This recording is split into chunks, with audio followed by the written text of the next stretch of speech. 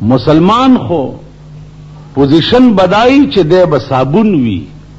هر قسم خیرن شے چې ورته راځي دے بے پاکی بیا روان دے پلارا نو نور څه نیک خلق ورته په مخ رااله نو دا خبره ورته وکړه چې یو کم سل قتل می کړیو یو می اوس وکړو توبه وباسم په دې می پوي کوي چې زما توبه به قبول شي هغه ورته ویل بالکل دا مخامخ کله ده دې کې نیکان خلق وسیږي التلارشا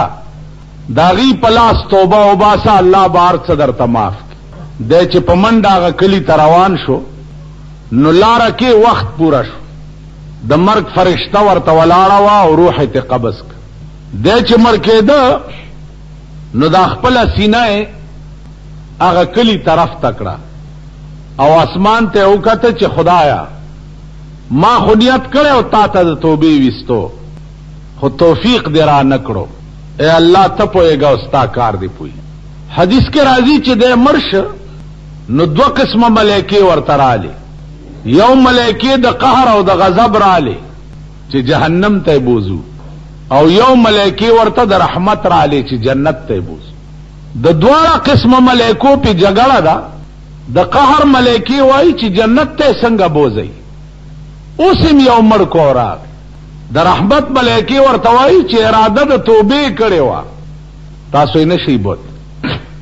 د دواړه قسمه ملائکو جګړه ده په الله ورته فرمایل چې زه جګړه مکوه تاسو دواړو منس کې به زه ثالثي وکم الله پاک منس کې ثالث او د قهر او د رحمت ملائکو ته وایي چې بیانونه تیر کوي تاسو ولی جهنم ته بوزئ وای ځکه چې سړی مړ کړي تاسو ولی جنت ته بوزئ اراده د توبې کړي الله ورته فرمایل چې دا څه وکړي چې تاسو دواړه ډلې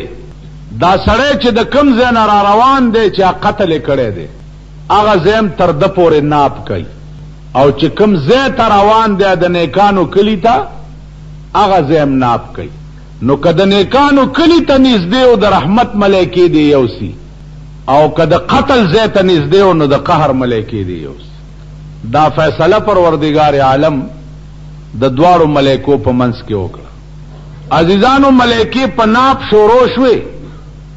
او هغه د نیکانو کله یو لیشت الله د تر نږدې کړو ټول کله را نږدې کړو چې ناپوښو نو یو لیشت دا سړی د نیکانو کلی ته نږدې وخت الله فیصله وکړه چې د توبې ځای ته نږدې وختو د رحمت ملائکې دی اوس عزیزانو عرض مې داو چې عظیم انسان اله سړی جوړ شي چې هغه ګناو کی او بیا پښپېمان شي او اراده خدای ته د رجوع کی دې ځای باندې دا یو اعتراض دی چې الله پاک خپل حقوق خو خلق ته معاف کی د خدای دې چې څومره ګناه کړی دا نو در ته معاف کی چې دا غرض هغه اختیار لري دا هغه ته څوک ویلی شي چې دا ولی لیکن د بنده حق چې دی هغه خدای نه معاف کوي اب بنده په خپل معاف کوي دلته قتل چې دی دا خو د بنده حق دی هغه سلواړه مړی بد ته معافي کوي نو اعلی بده معاف کیږي کی نه بکی نو څنګه خدای پاک معاف کړو علما لیکي چې یو حقوق الله دی او یو حقوق العباد دی دا الله حقوق چې دی هغه په توبه معاف شي او د بنده حقوق چې دی هغه په توبه نه معاف کیږي هغه با بنده درته معافي کوي نو اعلی به معاف کیږي دا خو حقوق العباد علما وايي چې الله د چا د بخنه اراده وکي نو داغه بخنه ته یو وجه جوړه کی وجه به دا جوړه کی چې دا سړی چې دا کم قتل شوی دی د ته په جنت کې یو ځای وخی نو دی به تقاضا وکي چې خدایا دا ځای مال راکا نو الله به ورته وایي چې دې سړی ته معافي وکړه نو دا ځای به درکم نو دی به دا غزه متعلق دومره په اشتیاق کی وای بچیا الله ما د تسلزل معافی کړي دا خدا زې مال راک نو په دې رنگ به الله حقوق العباد چې اوغاری نو به معاف تاسو خیال راک نو عرض میں داو چې انسان کامل سره ال جوړ شي چې هغه کې دا ماده پیدا شي چې په تیر شو ټول بد باندې خپېمان شي او خدای ته رجوع عزیزانو د صحابه او ژوند تاسو وګورئ. حضرت عمر تورا رئیس دیوا او د رسول الله صلی الله علیه وسلم سر پر کولو پس را روان، لیکن چې د پیغمبر خوا ته راغی او پیغمبر د زړه په سترګو ولید او توبه یې وستا او لا اله الا الله محمد رسول الله وی، نو هغه راويستي تورا د پیغمبر په سر پر کولو پسې الله عمر ته معاف نکړه،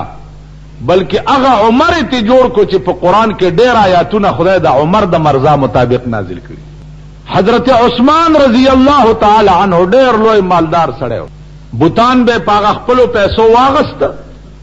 او په کوټه کې به یې څوک به د تبه خدای او څوک به د سرخوږي خدای او څوک به د روټای خدای او څوک به د څه، لیکن هغه عثمان چې په خپل بدو خپېمانش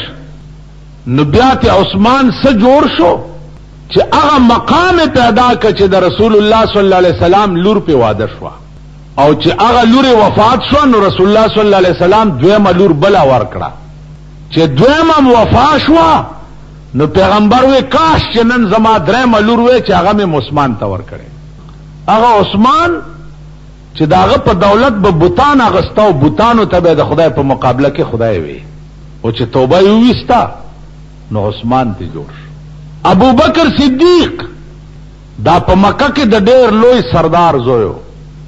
د ډېر لوی مال او دولت مالکو. هغه ابو بکر چې څو وخت کې د خپل بدو نه پیمان شو، توبه یې وستا او بیعت وکړه د رسول الله صلی الله علیه وسلم په لاس باندې. نو ابو بکر یوازې نو صدیق هم ته جوړ شو، او یوازې صدیق نو 40,000 روپۍ ور سره پاتې وي